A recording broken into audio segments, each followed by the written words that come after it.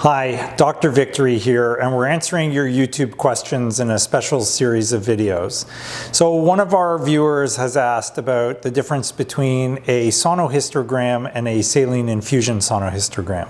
So a sonohysterogram technically just means a ultrasound of the uterus, and so that can be done either abdominally or vaginally, but typically we mean a vaginal ultrasound of the uterus.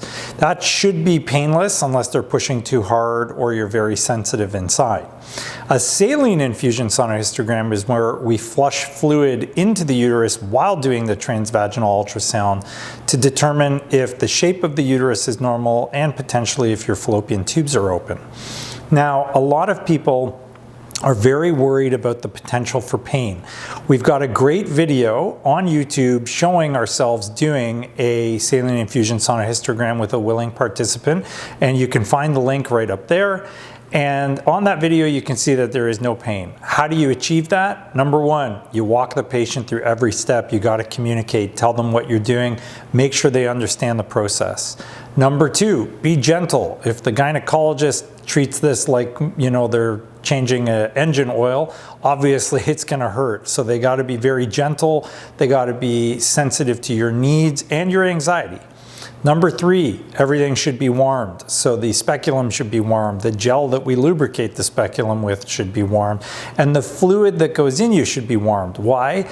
Because when you flush in that fluid, if it's cold, it causes spasm of the tubes. And then when you're flushing and the fluid needs to go through the tubes, it can't, which makes the uterus stretch much faster than it's supposed to, and that stretching causes a lot of pain. So you want everything to be warmed. And then the final part, which is the most important part, is inject slowly. So make sure you tell your doctor, please inject the fluid slowly. Do not go too quickly. It should literally just be milliliter by milliliter to make sure that you are going very slowly and very gently building up that pressure.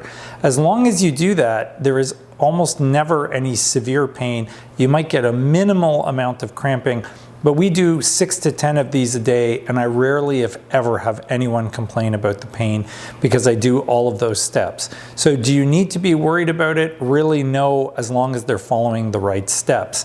Is it important to do? Well, certainly if there's concerns about your tubes being blocked, either from previous infection, previous surgery, endometriosis, or a previous ectopic pregnancy, it can be very important to do this because if your tube or tubes are damaged, it can impact what you're going to do and how you're going to do it. You may need IVF versus being able to pursue other appropriate choices for you. So yes, it's an important test to do, but it's not necessary for everyone. Make sure your history indicates that it's necessary. Hope that helps. Make sure you check out that YouTube video on our saline infusion sonohysterogram. That'll help a lot to alleviate your anxiety. We ask the patient many times if she's experiencing any pain, and over again she says no, she's perfectly fine.